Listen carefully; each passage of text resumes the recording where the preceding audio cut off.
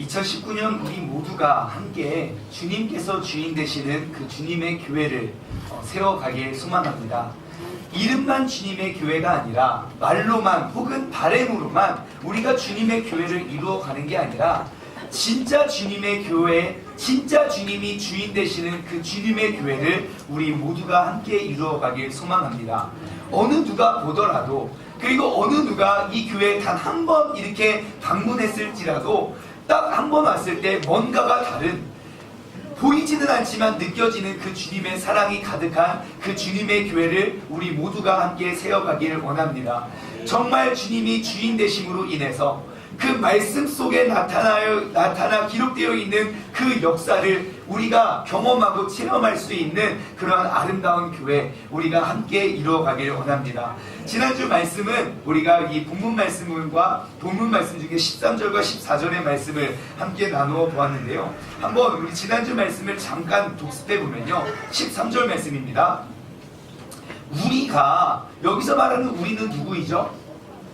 우리 전부, 우리 교회입니다. 우리가, 이 교회가 다, 모든 사람이, 다시 말해 우리 교회의 모든 멤버 각 한 사람 한 사람이 하나님의 아들을 믿는 것과 아는 일에 하나가 되어서, 그쵸? 우리의 암과 우리의 믿음이 일치가 되어야 된다고 했습니다.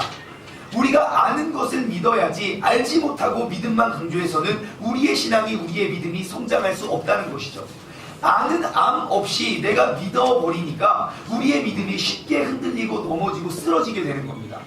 그래서 이 자리에 있는 우리 모두는 예수 그리스도에 대해서 올바로 아는 그 아름이 나의 믿음이 되고, 나의 믿음이 곧 나의 삶이 되어서 우리가 믿음 안에서, 주님 안에서 건강히 살 수 있는 이러한 모든 것들이 하나로 일치할 수 있는 믿음의 사람이 되어야 한다고 말씀을 나누었습니다.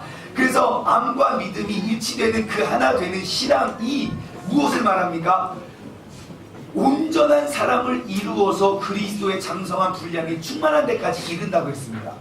다시 말해, 내가 하나님을 아는 것과 하나님을 믿는 것, 그것이 내 신앙생활의 궁극적인 목적이 되어서는 안 된다고 나누었습니다.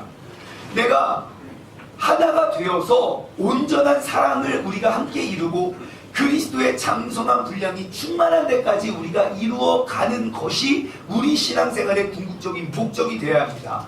왜냐하면 14절, 이것은 우리가 이제부터는 어린아이 같지 아니하고, 어린아이의 특징은 뭡니까?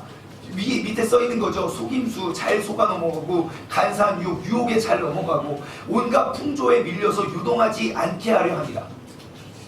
우리의 믿음 생활을 한번 돌아보면, 우리가 이렇게 믿음이 좋은 것 같고 교회를 열심히 가는 것 같고 기도를 많이 하는 것 같아 보여도 세상의 작은 유혹에 쓰러지고 세상의 작은 그러한 속임수에 우리가 넘어가는 우리의 믿음을, 우리의 신앙의 모습을 발견한다면 우리는요, 주님이 주인 되시는 주님의 교회가 아닐 수도 있습니다. 내가 아는 암과 내가 믿는 그 믿음이 일치가 되지 못하고, 내가 믿는 믿음과 내가 사는 삶이 하나가 이루어지지 못하는, 그냥 겉으로 보여지기 쉽게 우리의 신앙생활, 우리가 2019년 한 해에도 어린아이와 같은 신앙 상태에 머물러서 내가 또 다른 한 해를 보내는 게 아니라, 이제는 그 어린아이에서 벗어나 이제는 어떠한 유혹과 그리고 속임수와 그러한 풍조에 요동치 않는 그러한 한 해를 보내자고 지난주에 설교를 했는데 처음 듣는 것처럼 이렇게 들으시고, 아멘 아멘, 그런 표정이에요. 그렇다고 지난주까지 말씀을 나눠보았습니다. 여러분, 주님의 교회는요, 내 삶의 변화로 우리를 세우는 교회가 바로 주님의 교회입니다. 다시 한번요, 주님의 교회는요, 나의 삶의 변화로 우리를 세우는 교회가 바로 주님의 교회입니다. 우리가 함께 구호를 외치고 오늘 말씀을 함께 나누기를 원합니다. 주님의 교회는 나로부터 이루어진다. 주님의 교회는 나에 의해서 세워진다. 세종중문교회는 바로 주님의 교회이다. 우리가 이 소망을 품고 2019년 한 해 동안 우리가 주님의 교회를 함께 이루어 갈 수 있는 우리 모두가 되었으면 좋겠습니다. 교회가 개척되고 지금까지 약 한 1년 9개월쯤 되었는데요. 교회가 간척되고 지금까지 제가 많은 사람들 만났습니다. 그리고 많은 사람들과 고민을 나누었습니다. 제가 이러한 일 때문에 힘듭니다. 내가 저러한 것 때문에 어렵습니다. 내가 이 사람 때문에 힘들고 저 사람 때문에 지쳤습니다. 내가 일 때문에 힘들고 내가 뭐 학업 때문에 힘들고 내가 여러 가지 사람들과 여러 가지 일들로 같이 고민을 나눴습니다. 근데 참 이상한 건요, 저를 찾아와서 어려움을 나누었던 사람들 중에 내가 주님을 닮지 못해서 힘들어하는 사람은 단 한 명도 보지 못했다는 겁니다. 나의 믿음의 연약함에 대해서, 나의 삶과 내가 읽는 이 말씀이 가까워지지 않음에 대해서 내가 마음 아파하고 힘들어해서 저를 찾아온 사람이 단 한 명도 없었다는 겁니다. 내가 신앙생활한 지 10년이 되어도 20년이 되었음에도 아직도 작은 유혹과 작은 그러한 속임수에 내가 이리저리 흔들리고 내가 이렇게 움직이는 그러한 신앙생활을 하면서도 그렇게 어린아이와 같은, 아직도 갓난아이와 같은 믿음 생활을 함에 있어서 어느 누구도 갈증을 느끼지 못한다는 것입니다. 여러분, 나에게 어려움이 다가와서 우리의 믿음이 흔들리는 게 아닙니다. 우리의 믿음이 약하기 때문에 그것이 나에게 어려움이 되는 겁니다. 내가 어린아이의 신앙에 머물러 있지 아니하고 내 믿음이 한 해 한 해 넘어갈수록, 하루하루 살아갈수록 내가 더욱더 견고해지고 내가 튼튼해지면요, 어떠한 유혹과 어떠한 환경의 변화에 의해서 내가 흔들리거나 넘어지지 않습니다. 우리가 지금 추구하고 우리가 세워가야 할 믿음은 바로 이것입니다. 더 이상 우리는 어린아이와 같은 믿음을 가지고 살아가지 말고 그리스도의 장성한 분량이 충만한 데까지 이르러 말씀처럼 간사한 유혹에 빠져 온갖 교훈의 풍조에 밀려 요동하지 않는 믿음의 사람이 되시길 주님의 이름으로 축원합니다. 오늘은 15절 말씀으로 넘어가겠습니다. 15절 말씀. 오직 사랑 안에서 참된 것을 하여 범사에 그에게까지 자랄지라. 그는 머리니 곧 그리스도시라. 아멘. 자, 우리가 이 주님의 교회를 세우기 위해, 그 주님의 교회의 주인공이 되기 위해 우리가 해야 할 것이 무엇이냐, 우리가 나아가야 할 그 최종 목적지가 이 15절 안에 담겨 있습니다. 우리의 신앙생활의 최종 목적지가 무엇입니까? 지금 15절의 핵심은 뭡니까? 성도는 그리스도 안에서 자라나야 된다는 게 아닙니다. 성도는 그리스도와 같이 자라나야 된다는 것도 아닙니다. 무엇을 이야기합니까? 그리스도에게까지 자라나야 된다는 것입니다. 그게 바로 성도입니다. 우리의 신앙생활의 목표 지점이 완전하신 흠이 없는 예수 그리스도에게까지 자라나는 게 우리 신앙의, 우리 믿음의, 우리 신앙생활의 그런 목적이 되어야 된다는 것입니다. 여러분, 믿음의 성장은요, 지금보다 좀 더 나은, 지금보다는 좀 다른 성숙한 인격을 말하는 것이 아닙니다. 믿음의 성장은요, 그리스도의 인격을 품는 것이 믿음의 성장입니다. 우리 주위를 이렇게 둘러보면요, 예수님을 믿든 안 믿든, 그의 종교가 불교든 기독교이든 천주교든 어떤 이슬람교이든 이렇게 주위를 쭉 둘러보면 유독 착한 사람이 있습니다. 그쵸?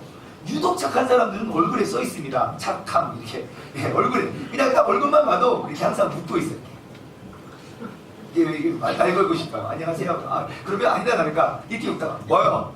이렇게 대답하지 않습니다. 무슨 대로 안녕하세요. 이렇게 만나요? 그러면 저는 좀 인상이 좋은 분에게 꼭 하는 말이 있습니다. 그 사람이 기독교인은 아니든지 간에 저는 꼭 이야기를 합니다. 교회 다니시나 봐요? 아예 안 다녀요. 그러면 할 말이 없잖아요. 교회를 열심히 다니는 사람의 모습이에요. 제가 꼭 그래요. 그럼 교회 다니면 다 이런가? 네. 그러면서 같이 웃죠. 이렇게 생활하다 보면 정말 이렇게 유독 이게 착해 보이는 사람이 있습니다. 근데 신앙생활을 10년, 20년 한 우리들의 모습보다도 더 선하고 착한 인상을 가지고 있어요.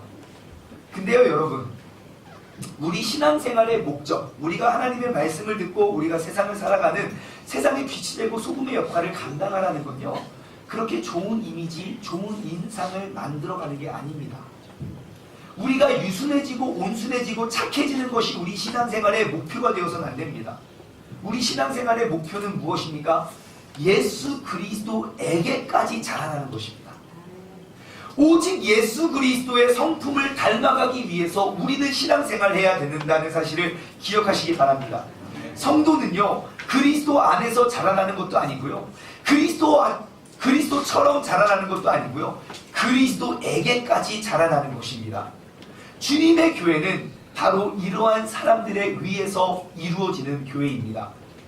그리스도에게까지 성장하는 2019년 한 해의 주인공이 이 자리에 있는 우리 모두가 되길 주님의 이름으로 소원합니다.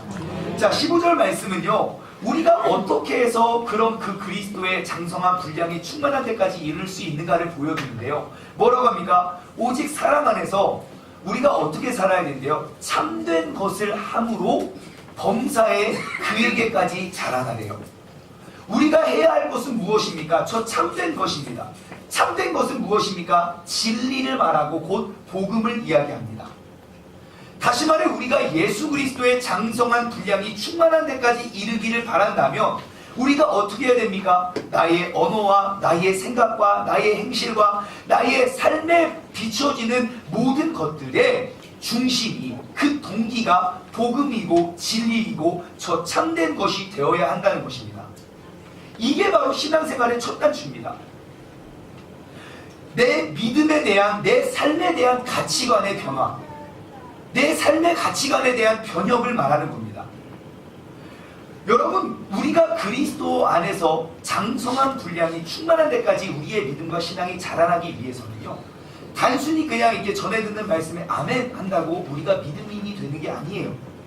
내가 그냥 그것에 동의한다고 해서 내가 예수 그리스도를 닮아가는 그러한 신앙인이 되는 게 아닙니다. 먼저 우리는 내가 죽고 나를 살리신 그리스도를 내 삶의 주인으로 모시는 그 내 전체적인 전 사고체계의 변화, 혁신을 일으키는 것이 신앙생활의 첫걸음이 되어야 됩니다. 내가 죄인임을 인정하고 나는 어떻게 욕하고 어떻게 사기치고 어떻게 속여먹고 어떻게 죄를 짓는지에 대해서 어느 누구도 나에게 가르쳐준 적 없지만 내 안에서 피어나오는 미움과 원망과 죄악과 분냄과 이러한 모든 것들을 우리는 인정하고 이 죄에 대한 어떠한, 이 죄인으로서 내가 어떠한 노력을 해도 우리를 천국에 이르를 수 없게 만드는 그러한 사실을 우리는 인정하고, 내가 그럼 천국에 가기 위해선 인간 중에 유일한 구원자 되시는 예수 그리스도께 내 모든 중심을, 내 주권을 그분께 내어 맡기는 것이 신앙생활의 첫 단추입니다. 다시 말해 내가 죽고 이 육신을 통해서 그리스도께서 살아나는 그것, 내 삶의 목표와 목적과 모든 가치관이 예수님처럼 닮아가는 것, 그 첫 단추를 낀 다음에 두 번째, 세 번째, 네 번째 단추를 끼워나가야 우리의 신앙에는 갈등이 문제가 없는데, 첫 단추를 잘못 끼워둔 채 10번째, 11번째 되는 가치만 풀었다가 쪼였다가 왜 안 맞지? 풀었다 쪼였다, 왜 내 믿음은 잘하지 않지? 하고 있는 게 우리의 모습이 아닌가 싶습니다. 내가 죽고 예수님이 사는 것, 우리가 생각하고 행동하는 모든 원리와 관점이 참된 것, 오직 예수님의 사랑 안에서 그 복음과 진리로 말미암아 바꾸어지는 것, 그 사고체계가 바뀌어지는 그 순간에서부터 우리는 주님의 교회를 꿈꾸며 나아가게 되는 것입니다. 그리스도인의 두 번째, 세 번째 단추를 잘 끼워가지만 이 교회 안에 이러한 갈등들이 끊이지 않는 이유, 그 첫 번째 단추를 잘 끼지 못하면 그 뒤에 따라오는 건 도로도로 제자리가 된다는 사실입니다. 여러분, 그리스도를 닮아감에 있어서 어느 한 부분에만 미치는 것이 아니라 내 삶 전체, 내 삶의 주인인 예수 그리스도를 우리가 삶으로 모시며 나아갈 수 있는 믿음의 사람 되시길 바랍니다. 15절 말씀을 보면요, 오직 사랑 안에서 참된 것을 해서 범사에 그에게까지 자랄지라. 그렇습니다. 범사는 뭡니까? 모든 분야의 모든 방면에서 모든 면에서 라는 뜻입니다. 그러므로 성도들은요, 나의 성품이나 나의 인격이나 나의 행동이나 나의 모든 방면에서 그리스도 예수에게까지 자라나는 게 우리 신앙생활이 되어야 된다는 것입니다. 이러한 자세를, 이러한 태도를 갖는 것이 우리가 참 그리스도인이라고 말할 수 있는 것입니다. 그래서 그에 대해서 16절은 보연 설명하고 있습니다.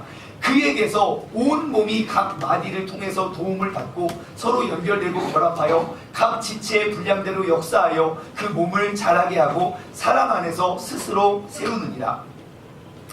교회의 각 지체가 절묘한 연결과 연합으로 그리스도의 이 아름다운 교회, 주님이 주인 되시는 주님의 교회를 세워간다는 것입니다. 여기에 마디라는 단어가 뭐냐면요, 헬라어 단어로 하페스라는 단어인데요, 그 단어의 의미가 뭐냐면 만지다, 관계하다예요. 다시 말해 예수 그리스도가 우리의 머리 되시고 우리 교회가 온 지체라면 그 지체가 서로 다 따로따로 떨어져 있는 게 아니라 모든 마디, 모든 관계와 모든 연결이 되어서 우리는 이 교회를 세워가야 된다는 것입니다. 16절의 핵심이 무엇입니까? 사도 바울이 지금 강조하는 건 무엇입니까?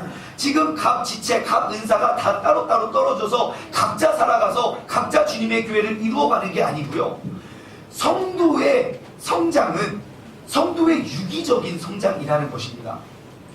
다른 말로 성도의 성장, 신앙생활의 성장, 주님의 교회가 세워지면은 나 홀로 성장이란 있을 수도 없고 존재하지 않는다는 것이죠. 오직 예수님만이 우리의 머리가 되시고 우리는 그 머리가 공급해주는 영양분을 균등하게 받아서 자라나야 하는, 즉 우리 모두는 우리의 신앙이 균등하게 자라날 때 우리는 주님의 교회를 이루게 되는 것입니다. 예수님께서 우리의 머리가 되시고 그의 영양분을 우리가 공급받아서 어떻게 자라나야 되냐. 저에게는 그 2명의 아이가 있는데 그 둘째 딸은 이제 13개월이 됐습니다. 13개월이 된 아기가 있는데 진짜 신기해요. 매일 보는데 매일 어딘가 좀 커요. 더 신기한 건 뭐냐면 요즘에는 밥도 먹고 뭐 이유식도 먹고 이것저것 여러 개를 먹으니까 영양분이 이렇게 뭐 많으니까 이제 뭐 이렇게 컸다고 치는데, 이유식을 시작하기 전에는 우유만 먹었거든요. 모유죠, 모유. 신기하지 않습니까? 모유, 그 우유만 먹는데 몸이 커요. 아니 우유에는 영양분이 있지 그러니까 특정한 영양분이 있을 거 아니에요. 그럼 거기만 막 부각돼야 되는데 뭐 지방, 단백질, 뭐 탄수화물 이런 게 어떻게 우유만 먹는데 저렇게 크지? 왜 우리는 우유만 먹으면 안 크지? 막 이런 생각하면서 나도 우유만 먹고 막 컸으면 좋겠다, 막 이런 생각을 막 많이 하게 되는데요. 아기는요, 그 깐난 아기를 한번 보십시오. 막 너무 막 작고 귀여워요. 코도 쬐끄맣고, 손도 쬐끄맣고, 등도 쬐끄맣고, 막 손톱도 엄청 쬐끄맣고. 그런데 있을 것도 다 있어요. 그죠? 너무너무 너무 신기해요. 근데 제가 이제 아이를 보면서 이렇게 연구를 많이 했는데, 놀라운 사실 하나 발견했습니다. 애기들 콧구멍을 보면 되게 작고 귀여워요. 제 새끼손가락에 뭐 한 5분의 1 정도 많은데 막 집어넣고 들어가지도 않고, 어떻게 저 쬐끄만 콧구멍으로 숨을 이렇게 쉴까 하고 봤더니, 여러분 그 아이 콧구멍의 크기와 애기 손가락의 두께가 이렇게 평행하게 자라나는 거 아십니까? 의학적 근거는 전혀 없습니다. 혼자 생각이 많아요. 그러니까 어느 손가락을 집어넣어서 이렇게 코를 시원하게 팔 수 있는 그 크기와 그 크기가 이 크기가 같이 자라난다는 거예요. 그래서 그런지 몰라도 우리에게는 자꾸 심심하면 자기 코에 이게 들어가나 자기 코에 닦으면나를 확인하는 것 같더라고요. 아이가 자라는 것을 보면서 여러분 이런 생각 혹시 안 해보셨습니까? 만약에 아이에게 주는 영양분이 균등하게 전달되지 않고 한쪽만 전달된다면 어떻게 될까? 그런 거 있잖아요. 가끔 전 이런 생각합니다. 우리가 이제 새해를 맞아서 또 우리가 도전하는 게 뭡니까? 다이어트 아닙니까? 그래서 이제 어느 여성분이 이렇게 다이어트를 위해서 내가 이제 보여지는, 우리가 제일 빼고 싶은 살이 무슨 살입니까? 보통 팔살하고 허벅지살입니다. 네, 뱃살은 이렇게 한번 가려져야 되는데 이렇게 팔살은 가려지지가 않아요. 그리고 허벅지살도 이제 가려지지가 않아서 팔살하고 허벅지살을 빼고 싶어가지고 열심히 팔과 허벅지에 중점을 두고 열심히 운동을 한 결과 5kg가 빠졌어요. 근데 문제는 가슴하고 엉덩이만 살이 빠져서 너무 괴로워한다는 이야기를 어디서 들은 것 같은데, 팔과 허벅지는 그대로 있고, 자, 그 팔 운동을 열심히 하면 팔만 살이 빠지나요? 아니에요. 운동을 열심히 하면요 전체적으로 같이 빠집니다. 살이 찔 때요 우리가 먹고 배만 부르고 배만 나오나요? 아니요, 발가락까지 살찝니다. 우리가 왜 구두를 새로 사야 되죠? 점점 그 신발이 조여오기 때문이죠. 네. 결혼하고 나면 1년에 1kg씩 찐다고 합니다. 근데 문제는 10년이 되고 20년이 되면 그렇죠. 점점 비대해지기 때문에 이제 그래서 신발장에 신발이 그렇게 많아도 우리는 신을 신발이 없기 때문에 또 사는 거 아닙니까? 발가락까지 살이 쪄요. 살이 빠지면 발가락 신발도 헐떡헐떡거려요. 이런 것처럼 만약 살이 찌는데 한쪽 볼테기가 여기만 살이 찐다. 너 요즘 살 많이 쪘다. 나 요즘 살이야. 요즘 살 좀 빼려고. 막 얼굴 살만 빼고. 여러분, 온몸은 그러지 않습니다. 아이가 키가 자라나는데 상체는 안 크고 하체만 크다고 생각해 보십시오. 뭔가 부러워하는 눈빛인데요? 그럼 반대로 생각해 봅시다. 아이가 키가 크는데 하체는 안 크고 상체만 길어진다고 생각해 보십시오. 얼마나 무서운 일 아닙니까? 여러분, 이와 같이 주님의 교회는요, 절대로 한 개인 한 사람, 특정한 몇 명의 사람만 성장하고 자랄 수 있는 곳이 아닙니다. 우리 각 지체 모든 사람이 함께 성장하고 함께 자라나는 게 주님의 교회라는 것입니다. 이 중에 몇 사람만 특출나서 나는 손이니까 나는 막 손만 길어지면 그건 교회가 될 수 없습니다. 분명히 다른 오류가 생겨서 무너지고 깨질 것입니다. 주님의 교회는 혼자만의 독보적인 성장이란 있을 수가 없습니다. 교회는요, 즉 우리 교회는 그리스도의 몸입니다. 예수 그리스도를 머리에 둔 우리는 모두 각 지체가 되어서 모두 각자에게 허락된 그 은사에 맞추어 그 은사로 빛을 발할 때 우리 모두가 하나 되고 건강히 자라날 수 있는 주님의 교회가 될 줄 믿습니다. 여러분, 주변을 한번 둘러보십시오. 지금 한번 둘러보세요. 옆에 있는 사람, 뒤에 있는 사람, 여러분과 정말 기질과 성격과 집안 분위기나 집안 형편이 같은 사람이 있습니까? 없습니까? 없어도 너무 없지 않습니까? 적어도 좀 한두 명이라도 좀 나랑 비슷해야 우리가 함께 이렇게 즐겁게 신앙생활 하는데, 이 사람이랑 비슷한 줄 알고 알아가면 알아갈수록 더 이런 사람이 아니어서 우리가 친해지면 친해서 더 상처받는 게 우리 교회 신앙생활의 모습 아닙니까? 신앙생활 할 때 가장 힘든 게 뭡니까? 다름이에요. 틀림이 아니고요. 우리가 달라서 힘들어하지 잘못하고 틀려서 힘들어하는 게 아니라는 겁니다. 여러분, 지구에 30억 명의 남자와 30억 명의 여자가 그 중에 한 사람 한 사람 대표 선수가 모여서 결혼하는 그 결혼의 결과 열매가 어떻습니까? 30억 명 중에 나랑 제일 반대되는 사람이 내랑 같이 사는 여자, 나랑 같이 사는 남자 아닙니까? 여러분, 같으면 행복할 것 같지만 같으면 못 삽니다. 좋을 때만 좋겠죠. 싫을 때는 어떨 겁니까? 이 사람이 내성적이고, 이 사람도 내성적이고, 이 사람도 화날 때 참는 성격이고, 이 사람도 화날 때 참는 성격이고, 뭐 좋을 때야 뭐 같이 맞으니까 좋겠죠. 그래서 싫어할 때 서로 삐쳤어요. 아무도 죽을 때까지 말 안 합니다. 왜? 성격이 같아서. 근데 한쪽은 좀 왈가닥이고 한쪽은 소극적이에요. 싸웠어요. 한쪽은 이렇게 왈가닥해서 삐쳤어요. 그러다가 또 어떻게 화해합니까? 또 왈가닥 하는 사람, 여러분 소심한 사람은 절대 먼저 손 내미지 않으세요. 손 내미는 게 찌들어가지고 그렇게 다르기 때문에 살아가는 거예요. 그 다른 사람과 함께 가정을 이렇게 만드셨다고요. 교회는 아닐까요? 교회 안에서 같은 사람만 찾아간다면 우리는 죽었다 깨나도 이 교회가 100년이 되고 1000년이 돼도 우리는 주님의 교회를 꿈꿀 수가 없습니다.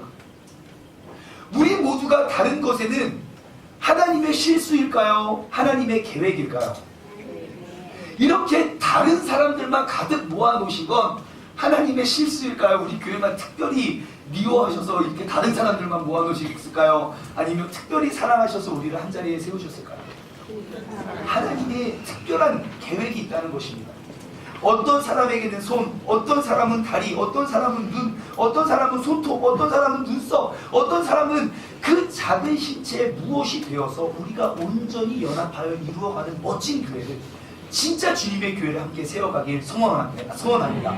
고린도전서 12장 24절부터 말씀을 보면요, 이와 비슷한 내용이 기록되어 있는데요, 우리의 아름다운 지체는 그럴 필요가 없느니라. 보십시오. 오직 하나님이 몸을 고르게 하여 부족한 지체에게 귀중함을 더하사, 뭐라고요? 부족한 지체에게 귀중함을 더하사 몸 가운데서 분쟁이 없고 오직 여러 지체가 서로 같이 돌보게 하셨느니라.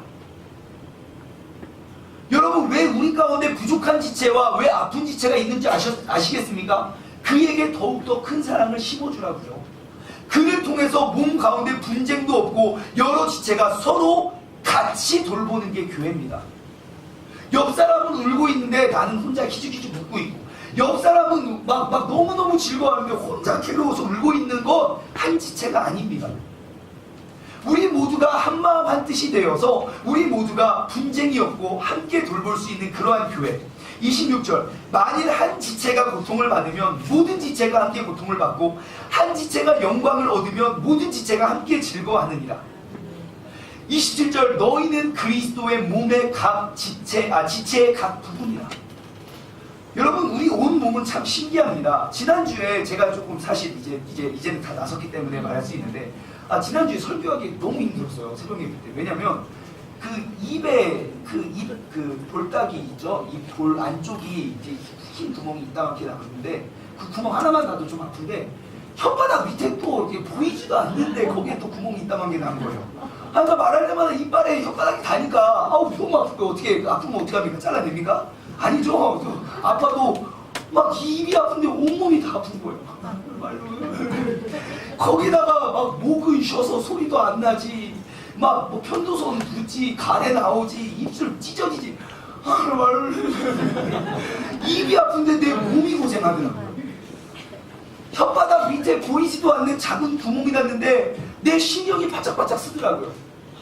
여러분, 그게 바로 교회입니다. 하나도 아프냐? 네, 그럴 줄 알았어. 생뚱이다. 여러분, 그건 주님의 교회가 될 수가 없습니다. 우리 모두는 그리스도의 몸이고 각 지체의 각 부분입니다. 하나님이 교회 중에 몇몇을 세우셨는데, 첫째는 사도고, 둘째는 선지자고, 셋째는 교사고, 그 다음은 능력을 행하는 자고, 그 다음은 병 고치는 자고, 은사가 서로 돕는 것과 다스리는 것과 각종 방언을 말하는 것, 다 사도겠느냐, 다 선지자겠느냐, 다 교사겠느냐, 다 능력을 행하는 자겠느냐, 다 병 고치는 은사를 가지겠느냐, 다 방언을 말하겠느냐, 다 통역하는 자이겠느냐.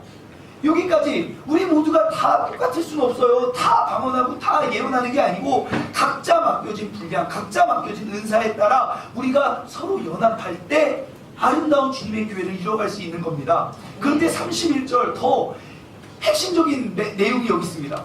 너희는 더욱더 큰 은사를 사모해라. 이전에 소개된 은사가 뭔데요? 놀라운 거잖아요. 방언, 예언, 병고침, 이런 놀라운 은사들이 있는데 너희는 더욱더 큰 은사를 사모하래요. 내가 또한 가장 좋은 길을 너에게 보여주겠다 라고 고린도전서 12장 31절이 맞춰진 다음에 이어지는 내용이 고린도전서 13장 1절입니다. 고린도전서 13장은 무슨 장이죠? 사랑장입니다. 지금 우리가 누리고 연합해야 하는 그 하나의 그런 모든 은사보다 더욱더 큰 은사가 있는데, 그건 바로 사랑의 은사라고 고린도 성도들에게 권면하고 있습니다. 여러분, 세상의 모든 은사보다 더욱더 큰 은사는 사랑의 은사입니다. 세상에서 어떠한 은사를 구함보다 우리는 그 사랑의 은사를 더욱더 간절히 구해야 됩니다. 왜냐? 그 모든 것보다 더욱더 크고 첫 번째 되는 은사이기 때문이죠. 은사는 영어로 뭡니까? 기프트입니다. 기프트는 한국말로 뭡니까? 선물입니다. 선물은 뭡니까? 그냥 대가 없이 거저 받는 겁니다. 그냥 거저 받고 누리면 그게 선물입니다. 근데 선물 하나 해놓고 이걸 왜 안 썼냐고, 왜 그거 기스내냐고 막 하면 차라리 선물 안 받는 게 낫습니다. 그죠?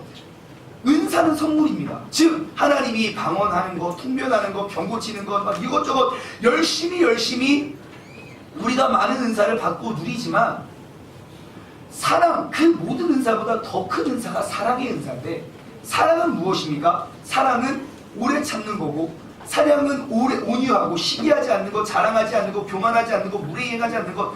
여러분, 성경에 말하는 사랑이라는 것에 대한 것 자동적으로 이루어지고 우리가 쉽게 누릴 수 있는 거 있습니까? 하나도 없습니다. 다른 은사들은 받고 누리면 되지만 사랑의 은사만큼은 이 모든 것보다 더 크고 더 귀중한데, 그 은사만큼은 우리가 끊임없이 노력하고 끊임없이 우리가 바라지 갈망하지 아니하면 절대로 누릴 수 없는 게 사랑의 은사라는 겁니다. 여러분, 우리 교회는요, 예수님의 사랑에까지 이르는 사람, 그러한 사람들이 가득한 주님의 교회가 되길 소원합니다. 서로의 다름의 모습을 발견하며 그 다름을 강조해서 사랑을 버리는 게 아니라 예수님의 사랑을 강조하여 다름이 묻혀질 수 있는 교회가 되기를 원합니다. 본문 말씀으로 돌아가면 재밌는 사실을 발견할 수 있어요. 15절에 시작되는 말과 16절에 마지막 마치는 말이 무엇입니까? 본문 말씀, 오직 사랑 안에서 참된 것을 말하래요. 이제 이러한 주님의 교회를 세워가기 위한 원동력은 뭡니까? 오직 사랑 안에서. 16절 넘어가 볼까요? 자, 불반대로 결함되어 각 지체의 분량대로 역사하여 그 몸을 자라게 하며 어디서? 사랑 안에서 스스로 세우느니라. 모든 교회의 구성원들은요, 사랑 안에서 자라나야 됩니다. 예수 그리스도의 사랑 안에서 그리스도께서 보여주신 사랑에 의해서 온 교회가 온전히 세워지게 되어야 할 줄 믿습니다. 그런데 문제는 뭡니까? 현대교회의 특징은 교회 안에서 다른 성도와의 관계성을 전혀 생각하지 않는다는 겁니다. 나만 잘 먹고 나만 잘 크면 돼요. 분명히 하나님은 각 지체의 다른 지체로 우리를 불렀는데 내가 손인데 손만 잘났어요. 다른 사람이 뭐가 됐든 하나도 신경을 쓰지 않아요. 세상의 어떠한 공동체보다 더 이기적인 게 교회 공동체인 것 같습니다. 적어도 취미생활하면 사람들 모여서 인사도 나누고 격려도 하고 막 이렇게 합니다. 근데 교회는 같은 교회를 10년 다녀도 옆에 누가 왔는지도 관심도 없어요. 중분교회 본당 다니면 지금은 좀 아니지만 옛날엔 그런 거 많았습니다. 이렇게 해서 옆 사람과 인사하세요. 할 말이 없으니까 교회 처음 오셨나봐요. 저 13년 됐는데요. 저 8년 됐는데요. 그러면서 처음 뵙습니다. 인사. 여러분, 그게 교회들의 모습이라는 거예요. 그리스도의 사랑 안에서 모든 것들이 시작되고 모든 것들이 이루어져야 되는 그게 주님의 교회인데, 우리는요 그 사랑이 없음은 조금도 아파하지 않고 사랑이 아닌 다른 상처들만 우리는 부각시키는 게 오늘날 우리의 모습이 아닌가 싶습니다. 제가 1년 9개월 전 개척 때부터 지금까지 제가 쉬지 않고 끊임없이 강조했던 게 뭡니까? 인사하자는 겁니다. 인사라고 운동도 하고 영상도 만들고 막 협박까지 해도 그래도 그렇게 인사하는 게 왜 이렇게 어려운지 모르겠습니다. 아직도 이 작은 공간 안에서 나와 함께 신앙생활하는 내 영적인 가족, 내 영적 신앙의 그러한 우리가 동반자 아닙니까? 동기생, 우리 성국가문 다 동창생입니다. 어디 출신입니까? 세종이고. 그 영적 동창생이 누군지도 관심도 없고 어떠한 사람인지 알지도 못한다는 게 너무너무 많다는 것입니다. 여러분들 명심하십시오. 제가 포기할 것 같습니까? 저 5년이 지나도 인사하셔가지고 10년이 지나도 인사할 거니까 여러분, 우리가 지금부터 하나 되는 날까지 우리가 꼭 서로서로를 알아갔으면 좋겠습니다. 오늘날 교회들의 모습을 보면요, 서로가 다른의 모습은 굉장히 크게 보이는데 정작 중요한 사랑은 보여지지도 않고 느껴지지도 않다는 것입니다. 대다수의 성도들은요, 진리를 따르는 법은 알아도 이 사랑을 이루고자 하는 노력은 하지 않습니다. 그래서 결국은 어떻게 됩니까? 스스로의 기독교가 은혜의 종교가 아닌 도덕과 윤리의 종교로 만들어버린 게 우리가 주인공이 아닌가 싶습니다. 우리 안에서도 도덕과 윤리의 기준을 잡아두고 그 기준에 부합하지 아니하면 정지하고 판단하는 게 우리의 모습이 아닌가 싶습니다. 하지만 여러분, 분명히 기억하시기 바라요. 기독교는요 도덕적 종교가 아닙니다. 기독교는요 엄청나게 크신 예수님의 사랑의 힘으로 진리를 따르고 성취하는 은혜의 종교입니다. 이 사랑 안에서 우리가 하나 되어서 주님이 주인 되시는 그 주님의 교회를 우리 모두가 함께 이루어가기를 소망합니다. 우리 모두 각자에게 허락하신 귀한 은사와 재능으로 우리가 함께 영적 성장을 돕고 이를 위해서 사랑으로 연합할 수 있는 그런 아름다운 교회를 함께 꿈꾸길 소원합니다.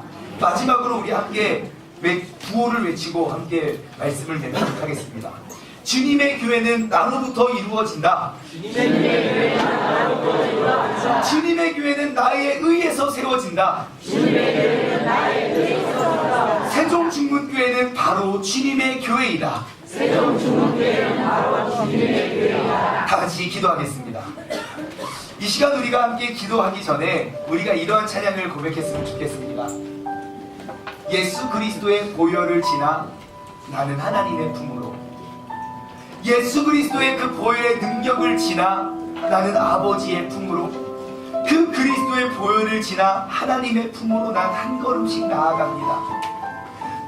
존귀한 주님의 보혈이 지금 이 시간 내 영을 새롭게 하고 존귀한 주님의 보혈이 지금 이 자리에 나를 새롭게 하게 되는 줄 믿습니다. 우리 이 시간 이 찬양을 고백하며 우리가 정말 주님의 교회, 말로만 생각으로만 이루어지지 않는 게 아니라 정말 살아있는 주님의 교회를 우리가 함께 세워가길 소원합니다. 보혈을 지나 보혈을 지나 하나님 품으로 보혈을 지나 아버지의 오늘 이 시간은 보혈을 지나가기 원합니다. 하나님 품으로 한 걸음씩 나아갑니다.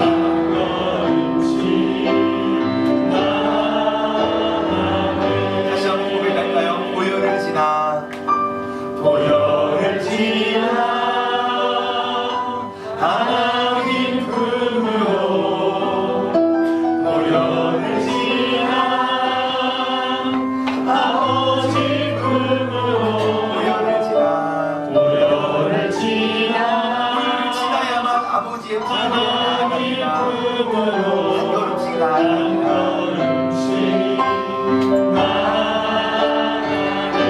존귀한 주님의 보혈이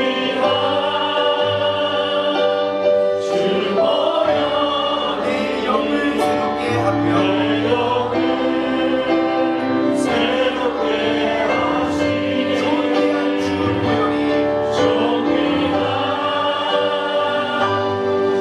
보혈이 내 영을 새롭게 합니다.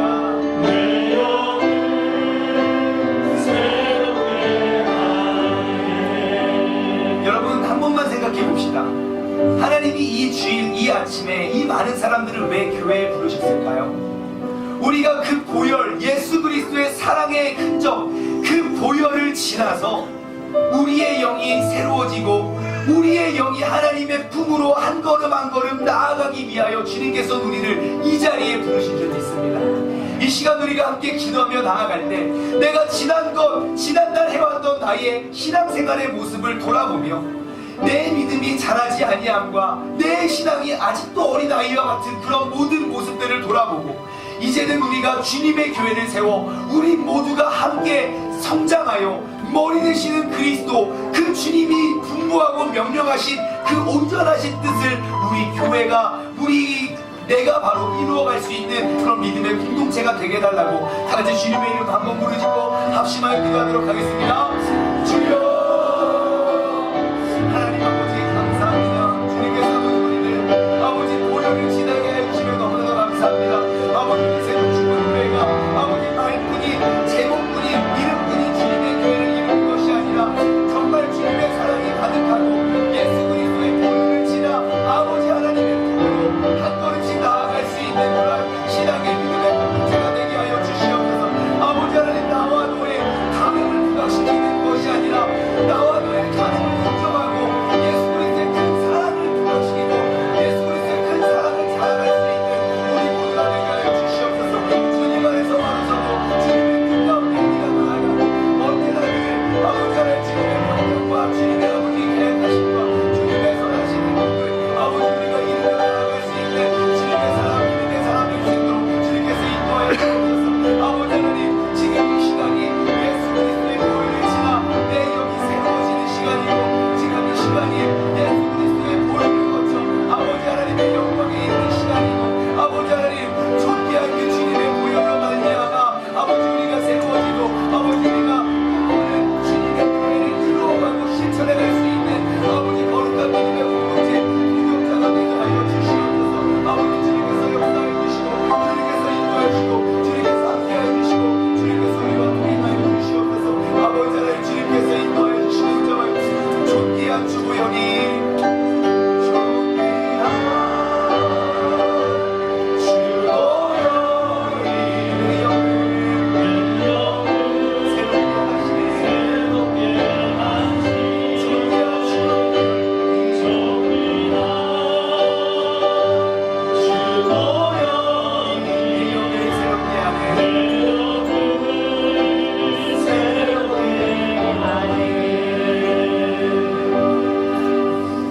하나님 아버지 감사합니다.